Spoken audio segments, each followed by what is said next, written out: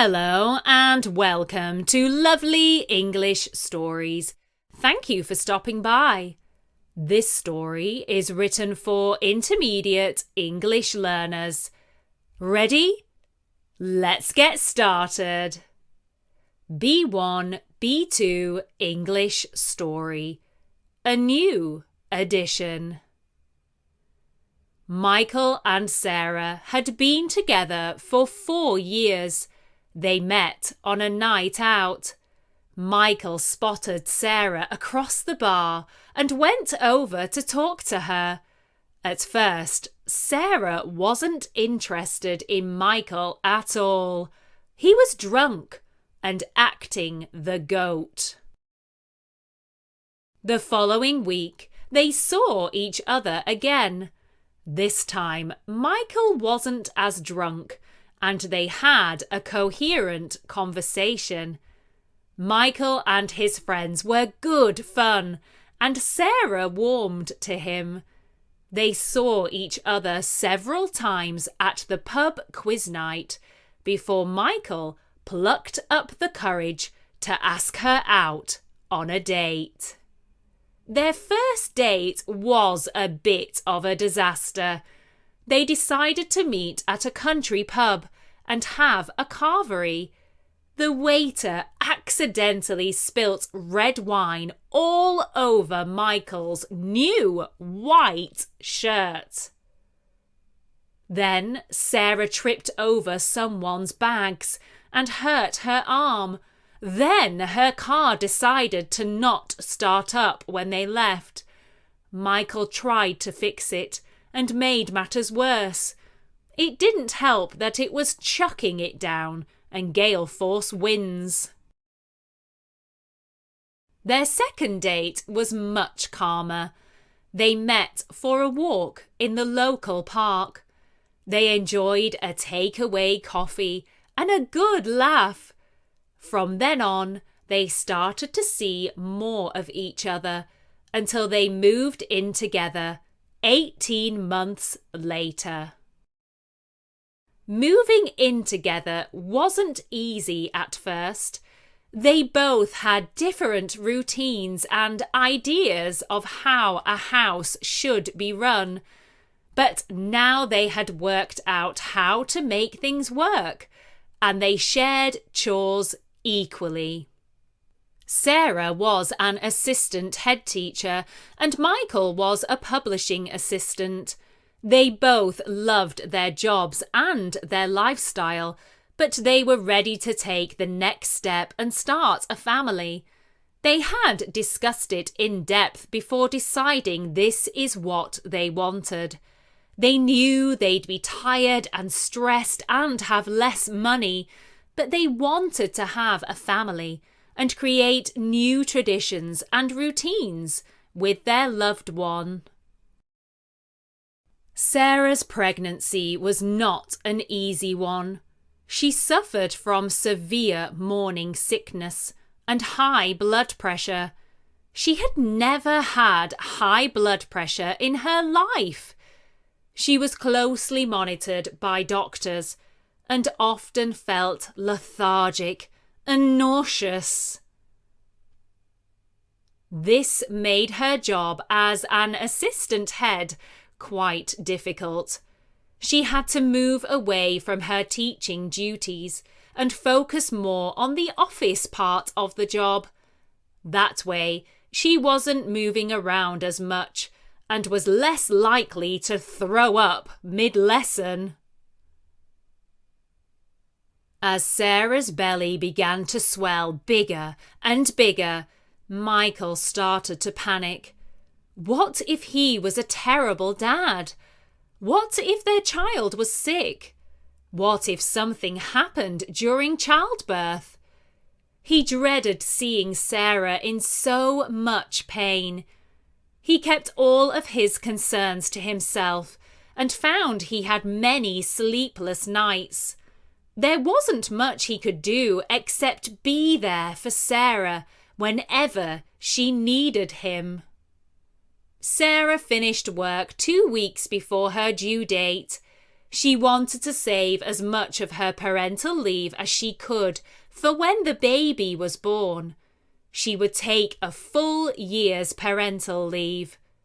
Her work colleagues got them some lovely gifts, and some of the children at the school made her cards and brought in little presents they had made.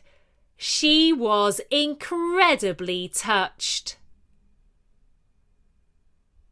In the 2-week run-up to the baby's birth, they finished decorating the nursery and got all the bits and bobs they needed.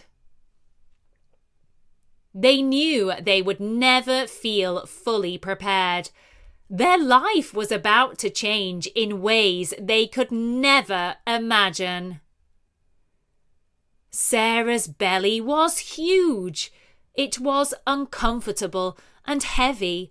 She was terrified of giving birth, but she was fed up with being pregnant. One night, at around 11:30 p.m., Michael had just dropped off and Sarah was reading in bed. She started to feel strange. She could feel twinges of pain and knew that something was happening. She didn't want to wake Michael yet, so she decided to walk around the house and try and ease the uncomfortable feeling inside her. She made herself a hot drink. "This is it," she said, and she took a deep breath. She started to shake. She was scared. She knew she was about to embark on the most pain she will most probably ever experience, and she was petrified. 2 hours passed, and the pain started to become unbearable. She decided it was time to call the midwife. She explained the pain she was experiencing and talked through with the midwife about how often the contractions were happening.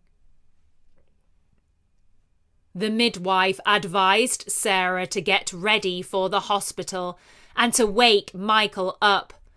She didn't need to rush, but she also shouldn't take her time. Sarah decided to have a quick shower. She felt tired and knew she had a long night ahead of her. She needed to wake up. Then she put on her comfortable clothes and gently woke up Michael. He started to instantly panic, and Sarah had to calm him down. Michael took the pre-prepared bags to the car and came back to Sarah. They locked up and made their way to the hospital. The bumpy roads did not help Sarah's pain. The 20-minute journey felt like 2 hours to her. Once they arrived, the midwives brought her a wheelchair and then led her to her room for the delivery. They gave her an examination, and she was already 8 centimeters dilated. Only 2 more to go. Sarah started to take deep breaths on the gas and air and tried to do all the breathing exercises she had been taught. Michael sat next to her, stroking her hand and internally panicking. Hours went by when nothing seemed to happen, and then suddenly Sarah shouted, "I need to push!" The midwives came running in to check her and agreed that it was time.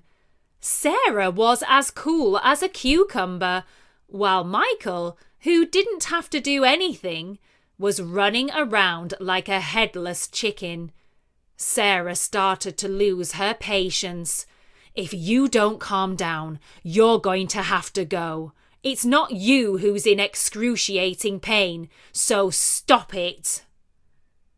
Michael realized he was being ridiculous and calmed down instantly. After almost 2 hours of pushing, sweating, and crying, their baby boy entered the world, and, as he did, Michael promptly fainted. Sarah couldn't help but laugh as they gave her their baby boy to hold. She couldn't believe it. Her own little boy, a new addition to their little family, and a new life on the planet. She kissed him and handed him back to the midwives so they could check everything was okay. By the time Michael came around, Sarah was sitting up in bed, cuddling their little boy. He weighed a whopping 9 pounds and 3 ounces. No wonder her belly was so big. He seemed calm and content in his mother's arms. Michael was so proud of Sarah for going through the birth. He knew he could never do something as arduous. They took a family photo and cooed over their favourite little man. They decided they would call him Oliver Michael. Michael after his dad, and Oliver after Sarah's granddad, who had recently passed away. If Oliver Michael became half the man her granddad was, she'd be happy. As Sarah dozed off to sleep, exhausted from the birth, Michael cuddled baby Oliver and cried a little. This was it. He was now a daddy, and life looked quite different to him. He would try to do everything he could to give Oliver a wonderful, healthy, and happy life. We hope you enjoyed this lovely English story. Thank you for stopping by. And don't forget to like, subscribe, and share. See you soon.